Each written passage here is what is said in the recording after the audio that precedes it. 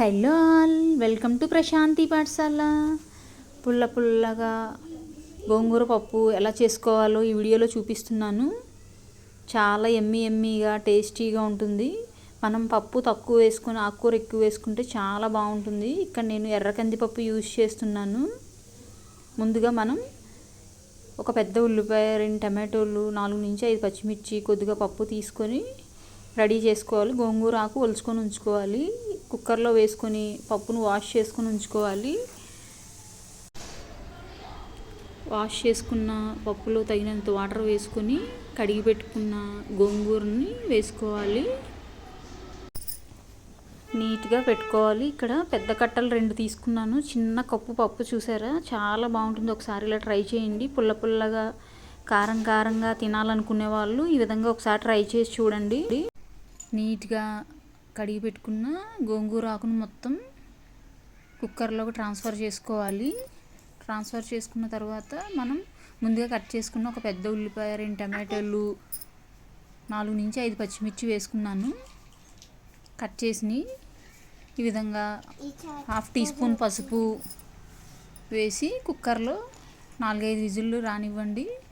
వచ్చిన తర్వాత stove off చేసుకోండి. తరువాత మూత తీసి చూద్దాము. పప్పు అనేది మెత్తగా ఉడికిపోయింది. కొద్దిగా కలుపుకొని తగినంత కారం, ఉప్పు వేసుకొని మెత్తగా మెదుపుకుందాము. టమాటాలు, ఉల్లిపాయలు అన్నీ వేసుకున్నాం కదా, ఇలా లోతు గరిటెతో మెత్తగా మెదుపుకోండి. గోంగూర ఆకు చూసారా ఎక్కువగా ఉంది. స్టవ్ వెలిగించుకొని బాండి పెట్టుకొని తిరగమూత పెట్టుకుందాము. ఇంగు ఇష్టమైన వాళ్ళు వేసుకోండి, నేను ఇక్కడ వేయట్లేదు. 4-5 వెల్లుల్లి రెబ్బలు, ఆవాలు, జీలకర్ర, ఎండుమిర్చి, కరివేపాకు, ఇష్టమైతే పచ్చిమిర్చి కూడా వేసుకొని చాలా బాగుంటుంది పుల్ల పుల్లగా.